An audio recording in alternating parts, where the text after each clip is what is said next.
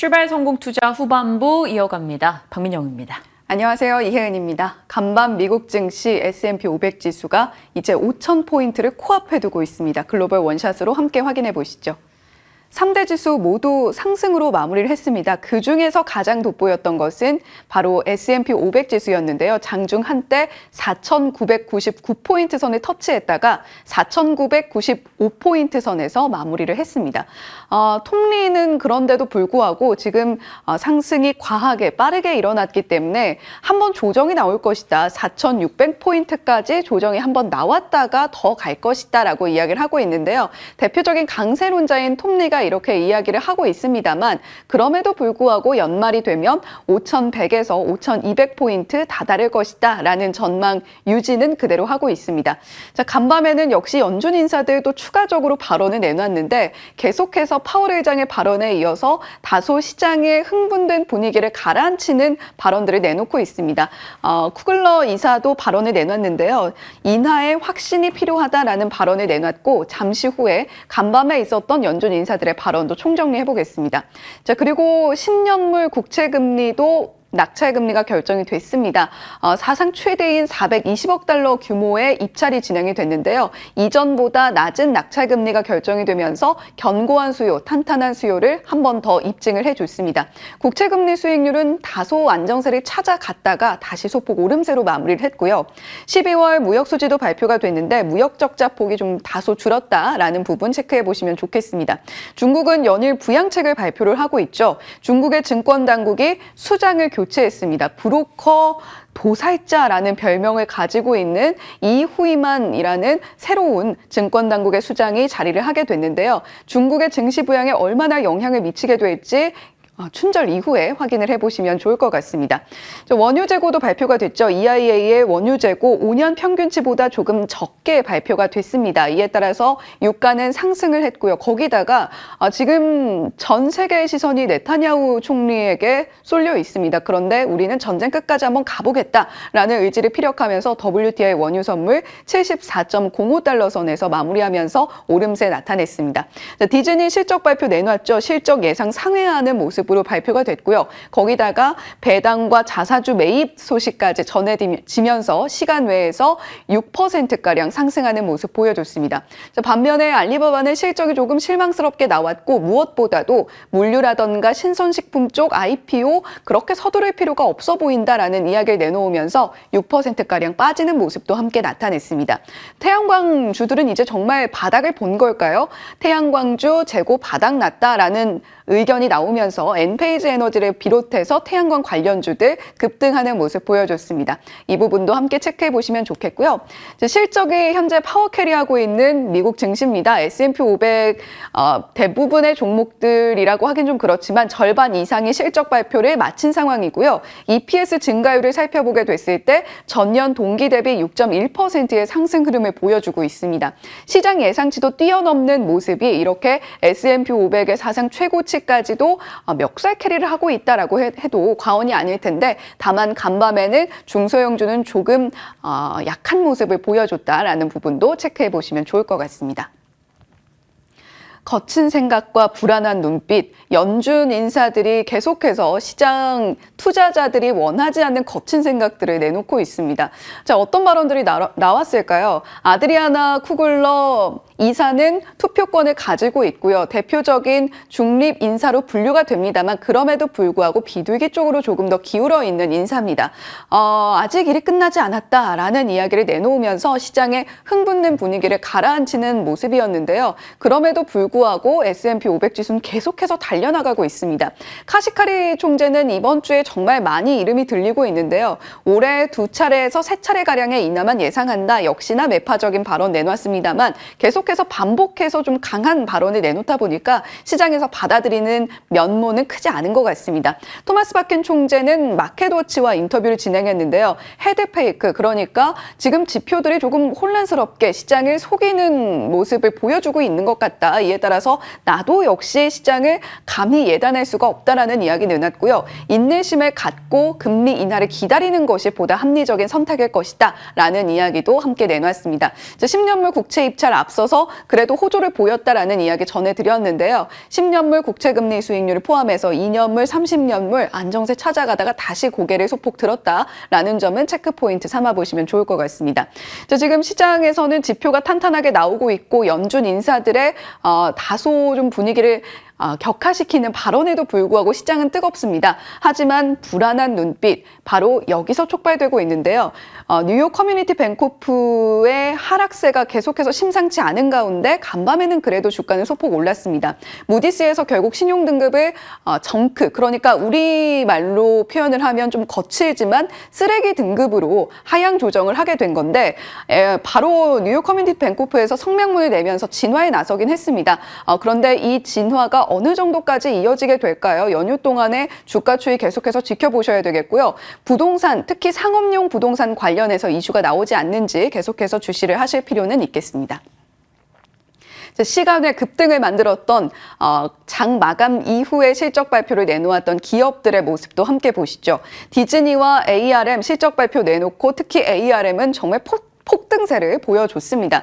디즈니는 시외에서 6%가량 상승할 수 있었던 배경 함께 보시죠. 매출을 제외하고는 전반적으로 시장 예상치를 상회하는 수치를 발표를 했습니다. 특히 주목할 만한 점은 디즈니가 기존에 영위하던 영화나 콘텐츠 사업에 더해서 이제는 스포츠, ESPN과 또 다른 스포츠 관련 중개업체들과 손을 잡고 거의 미국에서 중계되는 웬만한 스포츠 리그를 모두 중계하겠다라는 구상을 밝히고 있기 때문에 이 스포츠 부문 그리고 디즈니랜드로 표방할 수 있는 경험, 크루즈 쪽도 함께 영위를 하고 있죠. 이 세 가지 부분이 접목이 된 실적 발표는 이번 분기가 처음일 것이다라는 이야기를 월가에서 내놓고 있습니다. 특히 스포츠 쪽에서 과연 어느 정도 퍼포먼스를 보여주게 될지 기대가 되는데 일단 디즈니가 가장 먼저 끌어안았던 ESPN을 보시면 가입자 수가 늘어나면서 이전 전년 동기 대비보다 4%가량 매출도 늘어나는 모습을 보여주고 있습니다. 디즈니가 이제 오랜 적자와 오랜 침체기를 딛고 일어설 수 있을지 계속해서 주시해 보시면 좋겠고요. ARM 실적에서는 역시 또 등장했습니다. AI CPU의 설계 라이선스 수요가 상당히 많이 크게 늘어나고 있다는 이야기를 하고 있고 더불어서 최신 칩, 그러니까 최첨단 칩의 로열티가 이전과 비교했을 때 2배가량 늘어나고 있다. 따라서 우리 더 돈 많이 벌 수 있을 것 같다라는 가이던스까지 제시를 했습니다. 이에 따라서 시간 외에서 무려 24%에서 25%가량 상승세를 시연해내고 있다라는 부분도 체크해 보시면 좋겠고요. 우리 반도체 종목들에도 훈풍을 가져다 줄지 오늘 시장에서 함께 확인해 보시죠.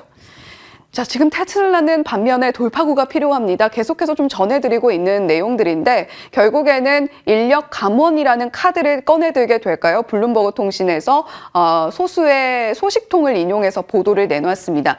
지금 지난 분기 매출을 보게 되면 계속해서 이 바가 줄어드는 모습을 보고 계시죠? 1%를 약간 상회하는 모습을 보여주면서 테슬라의 판매 둔화세 확연하게 확인이 되고 있습니다.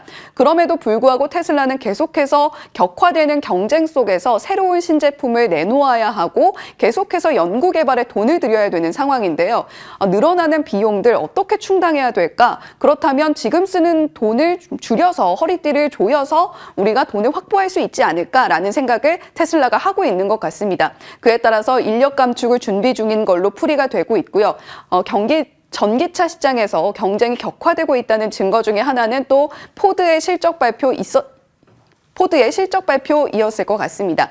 포드도 역시 전기차 시장에 다소 후발주자로 뛰어들긴 했습니다만 역시 테슬라를 위협하는 강력한 경쟁사 중에 하나죠. 전기차는 비용과 효율성에 집중을 해서 우리 소형 전기차 만들 거야 라는 구상도 함께 내놓았다는 부분 체크해 보시면 좋겠고요. 가장 중요한 건 이 부분일 것 같습니다. 애플이 드디어 폴더블 폰을 내놓게 될까요? 삼성전자가 폴더블 폰을 내놓은 게 벌써 7년 전이라는 게 새삼 믿기지가 않습니다. 애플이 많이 늦어졌다라는 평가를 받고 있는데 과연 아시아 쪽에 부품을 문의했다라는 이 소식이 애플의 폴더블 폰 또는 폴더블 아이패드로 이어지게 될지까지 계속해서 주시해 보시면 좋을 것 같습니다. 네, 이렇게 간밤에 미국 증시 정리를 해봤는데요. 내일부터 설 연휴가 시작이 됩니다. 네. 오늘 저는 떡국 룩인 것 같고요. 민영 앵커는 그 위에 올려진 계란 지단이 아닐까 싶은데 떡국은 고명이 올라가면 올라갈수록 맛있어지잖아요. 우리 시장도 이런 고명들이 좀 많아져서 다채로우면 좋을 것 같아요. 네, 뉴스는 참 많았는데 이게 시장이 좀 잘 반영이 돼서 떡국과 지단처럼 조화를 이뤄줄 수 있을지 보겠습니다. 자, 어제 밤사이 국내 뉴스도 해외 뉴스도 너무나 많았기 때문에 빠르게 좀 정리해 가겠습니다. 앞서 해외 뉴스는 혜연 앵커께서 정말 잘 정리를 해주셨었고요. 어제장 복귀하면서 하나씩 힌트 더 잡아가도록 하겠습니다. 어제 양시장 모두 다 상승세를 보여줬죠. 마치 짬짜면 같다라는 표현을 제가 썼는데 저 PBR 종목과 고 PBR 종목이 함께 갔던 어제여서 이런 표현을 넣어봤습니다. 코스피 쪽에서는 3개 업종을 제외하고 대다수 업종이 상승을 나타냈고요. 코스닥 쪽에서는 운송, 차와 관련된 것들이 올랐습니다. 2차 전지 종목들, 자동차, 그리고 자율주행 쪽이 되겠습니다. 어제 코스닥은 하락 종목 개수가 더 많았음에도 지수가 올랐다라는 것은 오르는 쪽에서 강한 탄력을 보여줬을 거고 시총 상위 에코프로 BM 등이 당연 떠오르는 장이었습니다. 자, 최근 시장의 시장 자체로 본다면 금리와 외국인 선물에 의해서 시장이 매일매일 방향을 잡아가고 있습니다. 국채금리가 떨어지면 외국인의 선물 매수가 강하게 유입되고 금융투자 현물 매수로 이어지면서 시장이 강세를 기록하고 또 그 반대의 케이스도 여지없이 나타나죠. 어제 그랬습니다. 전거래일 미국의 10년물 국채금리가 안정을 찾자 외국인 선물이 강하게 유입됐고요. 금융투자의 현물 매수까지 이어졌죠. 외국인의 현선물 1조 7천억 원의 매수, 다수가 현물 쪽의 매수는 삼성전자, 현대차, 삼성물산, 기아 등으로 집중이 됐습니다. 이들 종목은 딱 저 PBR 종목군으로 볼 수 있겠죠. 이쪽으로 자금이 유입됐다라는 것이고요. 그리고 또 하나 하루에 대장주들이 매일매일 바뀌고 있어서 사실 좀 순환이 정말 빠른 좀 어려운 느낌도 있는데 어제는 2차 전지, 고 PBR과 이제 저 PBR 종목이 함께 가는 움직임이 나타나기도 했습니다. 어제 오전만 해도 2차 전지 종목군들이 더 강했는데 상승폭을 조금 줄이자 다른 저 PBR 종목군들이 올라가는 흐름, 나름 많은 종목들이 순환을 보였던 하루가 아니었나 싶습니다. 한판으로 보시면 2차 전지 쪽도 이슈가 많았죠. 테슬라 반등, 에코프로 실적 발표, 그리고 액면 분할, 에코프로 BM 이전 상장 검토 이슈에 에코프로와 BM이 급등했습니다. 물론 장중 고점 대비는 상승폭을 조금 줄였지만 반가운 상승이었고요. 이쪽으로 기존에 좀 강했던 2차 전지 종목군들로 자금이 이동하다 보니까 한동안은 시세를 쥐고 있었던 엔캠이나 동화기업 쪽에서 조금의 차익 실현의 움직임 나왔습니다. 저 PBR 종목으로는 자동차, 금융, 지주, 유통, 그리고 중국이 반등을 조금 보여주니까 한동안 저 PBR 쪽에서도 관심을 그리 많이 못 받았던 화학 쪽까지 같이 올라가기도 했네요. 우선주들도 본주와 같이 강했고요. 화장품, 그리고 초전도체, 테마단에서 강세, 카메라 모듈 쪽은 애플카 이슈 속에 올라갔습니다. 애플이 조금 부진하니까 여기저기서 애플의 모멘텀을 찾아보려고 노력 중인 것 같아요. 애플카 뉴스부터 애플 폴더블 출시까지 관련한 뉴스가 굉장히 많이 나오고 있는데 주가 부양은 아직 잘 되고 있지 않습니다. 자, 어제 반도체는 밀려났었죠. 그 전거래일 필라델피아 반도체 지수의 하락 영향을 받았습니다. 대형주는 버텼으나 반도체 소부장의 하락이 좀 있었는데 오늘은 좀 만회할 수 있을지 궁금해집니다.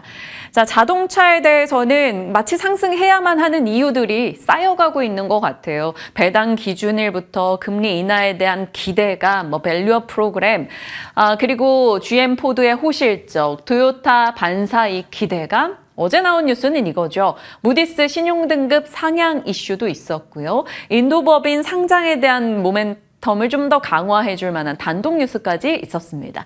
현대차, 기아 어제 또다시 상승세 보여줬고요. 우선주들 다 같이 갔죠. 인도법인 IPO 기대감 때문에 자동차 부품주도 같이 올랐는데 그 전 거래일 시간외에서 호실적 내놨던 서현 쪽을 필두로 해서 더 강했습니다. 오른 자동차 부품주들도 다수가 PBR 1배 미만, 여전히 시장은 이슈 속에 PBR을 계속 끼워 넣는 그런 흐름이 나타나고 있습니다. 자, 뉴스가 참 많았어요. 어제 장중부터 장 후반까지를 장악하고 있는 뉴스가 이거죠. 밸류업 프로그램 정부 관계 부처에 따르면 단독 뉴스입니다. 코스닥 대상 밸류업 프로그램도 도입 검토 중이다. 그러니까 지금 코스피 쪽에 밸류업 프로그램 이슈로 인해 자금이 몰려 있으니 주주 친화책을 썼는데 개인들이 피해를 보는 상황이 되고 있죠. 그러다 보니 이런 쪽의 얘기까지 등장을 한 겁니다. 아직 확정된 내용은 아니나 이제 연휴 지나면 2월 중순 밸류업 프로그램 구체안이 나올 것이죠. 그에 대한 기대를 좀 자극하는 내용이 됐습니다. 그러다 보니 시장에서는 당연히 코스닥 쪽에서도 PBR 좀 낮은 종목들을 찾아봐야 되는 게 아니야 라는 분위기가 형성이 됐어요. 그래서 일단 코스닥 PBR 1배 이하 종목들을 정리하긴 했습니다. 뭐 당연히 홀딩스 붙은 종목들 들어갔고요. CJ ENM이나 혹은 PHA 최근에 많이 관심을 좀 받았던 종목이기도 한데 추려져 있으니까요. 참고해 보시길 바랍니다. 시장 측 뉴스였고요. 또 하나 뉴스는 어제 장 마감 경에 진짜 마감 직전에 나온 뉴스였죠. LG화학과 GM이 양극재 동맹을 맺는다라는 소식입니다. 사실 새로운 뉴스는 아니었어요. 2022년도에 이미 관련한 MOU를 맺었습니다. 그리고 그것에 대한 확정 뉴스가 나온 것인데 2022년도에 95만 톤 MOU였어요. 그런데 어제장에는 50만 톤 정도만 일단 확정이 됐습니다. 나머지는 언제 어떻게 할지는 좀 지켜봐야 되는 것이고요. 일단 LG화학 측에서는 25조 원 규모니까 상당히 호재성 뉴스로 볼 수 있겠죠. 그래서 메리츠에서도 2차 전지 섹터 내 최선호주 리스트에 LG화학을 추가한다라고 했습니다. LG화학 측에서는 LG 엔솔을 낀 것이 아니라 GM과 이제 다이렉트로 맺은 계약이기 때문에 충분히 도요타에 이어 GM 이런 식으로 외부 고객사를 많이 늘려가는 것, 모멘텀이 될 여지는 있을 겁니다. 그래서 어제 시간 외에서 주가도 강하게 반응하며 8% 이상 올라갔죠.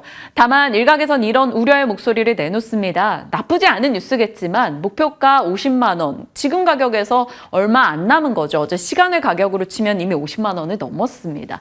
LG 엔솔의 지주사로서 할인율을 고려했을 때 그렇게 상승 여력이 있을까? 그에 대한 목소리도 나오곤 있습니다.